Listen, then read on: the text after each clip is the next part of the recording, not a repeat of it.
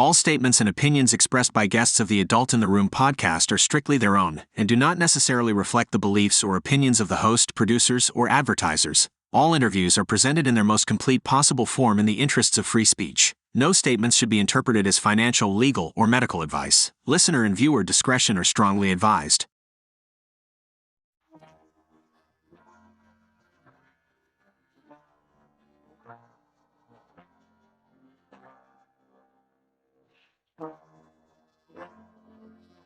It's the Adult in the Room podcast with Victoria Taft. That's me. Hi, how are you? I'm doing great. I don't know what happened there. I'm sure sorry. Oh, you're just awesome. Thank you so much. Well, what did you think of it on Sunday night? You have to tell me. Did you get to go, or that was a tough ticket? Go. I had a bunch of plane dates over the weekend, and just logistically couldn't have made it. No matter how hard I tried, but I did watch it. I thought it was an amazing event, and the thing that I love about it was the fact that there was so much of our military there, and that the military bands played the music, that the event and the patriotism was the celebrity, of course, in addition to the fighters. But when you have a big fight like that, whether it's a boxing match or UFC, there's a lot of pageantry around it. There's a lot of celebrities that show up that take the spotlight, and Tom Brady walks in, and then this person walks in, and they let the military veterans walk the fighters out. They had the military band. That was so cool. Playing the events, and so they just let the night, the patriotism be the star in addition to the fighters. I thought it was a great night. It was amazing. I know Dana White is the one who put this all together. I know, but of course, Trump has such exacting standards. I cannot believe how incredibly beautiful the event looked. I just couldn't. I was just stunned, even though I knew Trump had a hand in it and he's a big showman and all that. I was stunned at this amazing show. Weren't you? Yeah, it was. I mean, everything was set up. The production, I guess, is what we're really, kind of talking about. The production of the event was second to none. It was absolutely amazing, and the card was amazing. The night was amazing, and what I think is really cool about the 250 celebration is, there's a lot of people singularly focused on that night and that event, but it's not just that night and that event. There's a whole list of things you have to come. There's an indie style race coming on. There's music events, and they've really went to an effort to put something for everyone together. So I'm looking forward to seeing just all the other representations of the 250 celebration. Well, you're a man's man, and I know that's one of the reasons that you're talking to me today, because I'm not a man's man. I'm just a chick. But what did it feel like to see people representing, mostly male, but a lot of women? But what did it make you feel like when you saw all these men being feted and just celebrated in this whole thing? Well, it's they're celebrating the individual. They're celebrating the country. They're celebrating what the country stands for. I mean, all of that was felt in all of the celebration. It was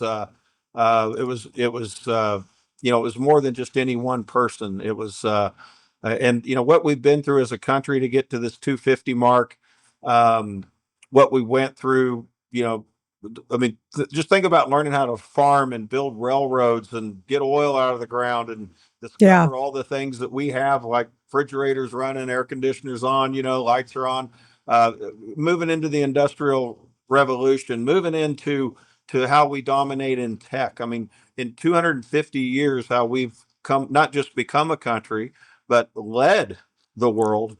And I just felt like as they celebrated each individual, each branch of the military, each commercial in between the rounds, I just felt like they really summed it all up in the celebration. Yeah, I wanted to play this again because I just think this is just gold.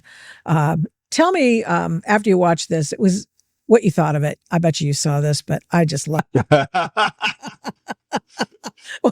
past.